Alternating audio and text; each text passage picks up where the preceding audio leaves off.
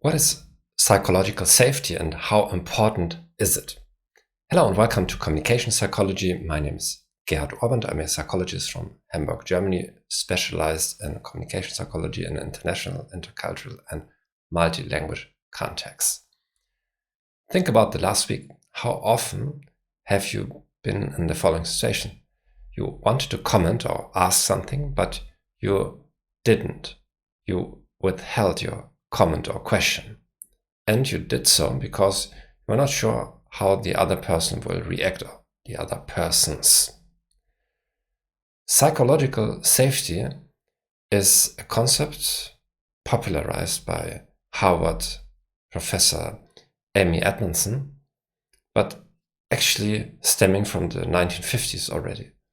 It's the idea that we can measure to which degree a team or a small group of people creates an atmosphere in which you feel safe to take interpersonal risks. What are interpersonal risks?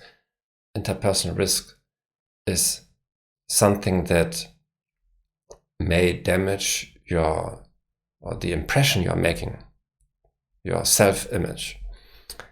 And typically people are quite concerned, historically, evolutionary, to care about their impressions. So we are aware or unaware, constantly monitoring the potential impressions we are making on others, often even if we are alone. So this is a big concern to everybody. How do I look like? How does my voice sound? What do other people think about me? So that's a big motivation for many of us to buy expensive clothes, to look in the mirror many times a day, to use perfume, and so on. Now, the problem is in many organizations we have so-called organizational silence. That is, employees are not contributing with what they could contribute. For example, you observe your supervisor. It's an example out of Amy Edmondson's research. Your supervisor being a medical doctor, not giving a medication that would be adequate in this situation. And you think, should I mention this or not? Should I bring this up or not? And whether you bring it up or not depends on the level of psychological safety in that hospital unit.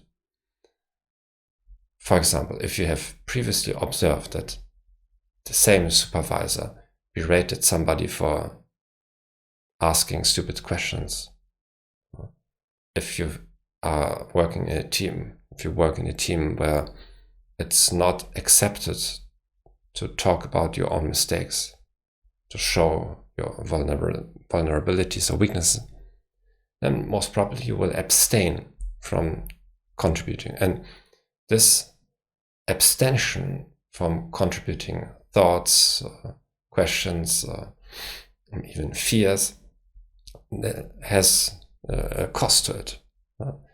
In the case of the hospital unit, probably lots of medical errors could have been avoided by somebody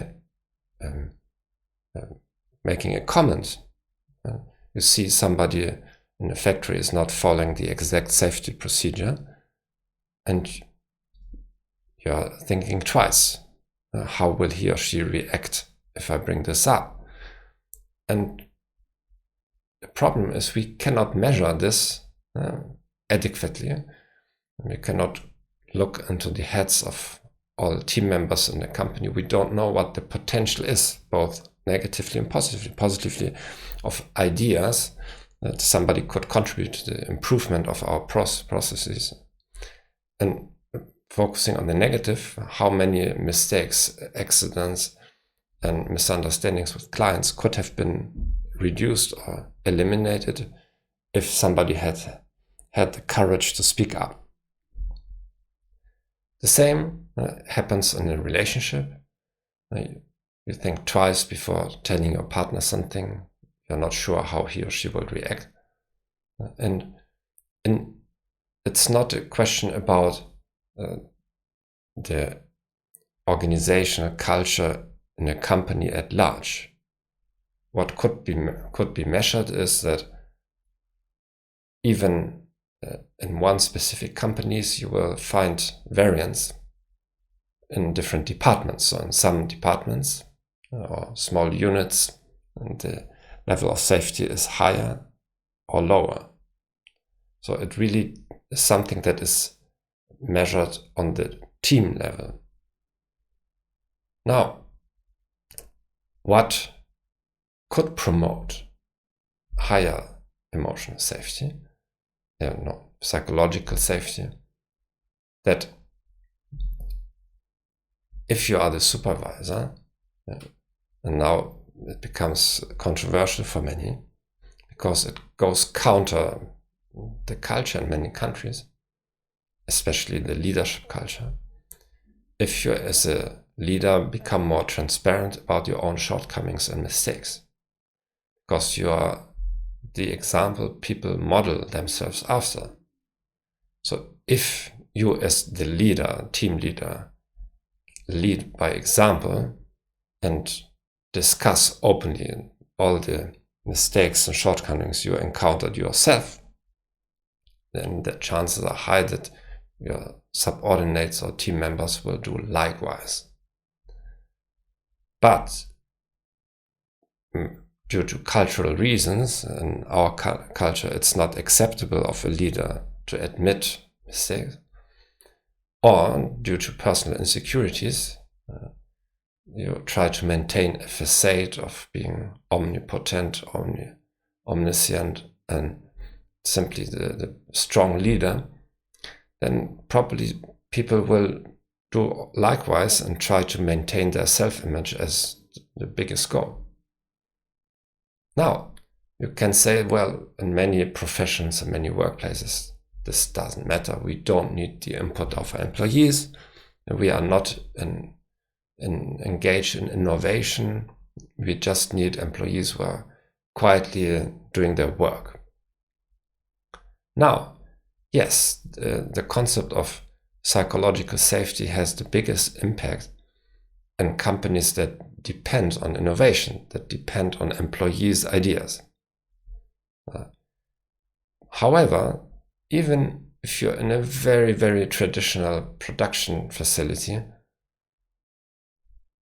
or psychological safety could mean that simple workers observing something is not right have the courage to speak up, and you could avoid accidents or maybe even disasters by having a culture or a climate of psychological safety in all of your units. What do you think? What are your experiences with that? And as always, my suggestion is try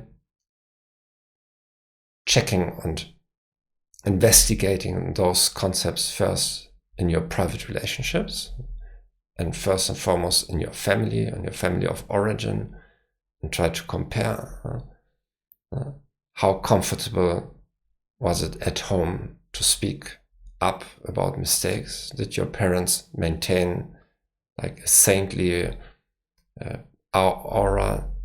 We are perfect. How openly did your parents discuss with you about their own failures in life? Of course, it depends on before you start overburdening your small children with all your interpersonal conflicts and problems. Of course, it depends on the age of a child. However, as, for example, my children grow, I intend to be more open about my life mistakes. I already start at the age of 5 and 3. I started to tell them, no, look, I have the same problem. I also wanted to eat sugar every day. I would have loved to sit in front of the television and watch cartoons and so on. For me, it was difficult. So if you do this, then people open up. And if you have such a culture in which mistakes are openly discussed, the upside is that if you discuss and analyze mistakes as a routine activity, then chances are that you will learn strategies how to avoid or even at least react to them in a more productive manner. I hope this was useful. Please check out Amy Edmondson's work. She has TED Talks, but her books are also quite accessible. For example, the book here related to this is The Fearless Organization. The Fearless Organization has been translated, a bestseller. Interestingly, she published her seminal article about this in 1999, but it took about 17 years for this topic to become popular. And still, I think it's a topic that, as with many topics in psychology, that will be quite difficult to implement due to cultural reasons. So some companies, understanding the value of this, they go out of their way to override the cultural hindrances to such topics, to make sure that you could make the procedure that you always after every work day or every period of time everybody has to present a success story and a failure story or a mistake. So if it's become, you institutionalize it so that you override the tendency to avoid this. We are the best company, and I don't want to spoil the good atmosphere here.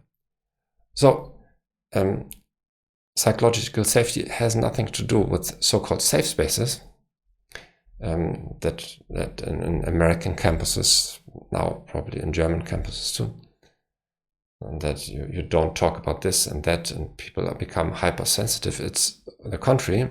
You encourage a climate where you can say everything. And now, of course, the conclusion is we are living increasingly in a world where more and more words trigger people into emotional frenzy. Now, the probability is that as people try, or many feel my freedom of speech is not guaranteed anymore, I may offend somebody on Twitter or Facebook. So I scale back with the expressions of my thoughts. There's a high probability that people will do likewise at work. They say, well, it's best to be neutral, to be politically correct in all situations. And so, as I understand, psychological safety is quite diminishing. And another important aspect is psychological safety in virtual teams, in remote work situations. So it's automatically less, because if you're in a room, you can check emotional reactions quicker because you look to the left, to the right, how people react. But if I'm in a team, an online meeting, it's for me difficult to feel, is it correct what I say or not? And then probably I will scale back my openness. So see you next week. Bye-bye. If you have questions, if you want me to give a small presentation, masterclass about communication psychology in your company, please feel free to contact me. Bye-bye.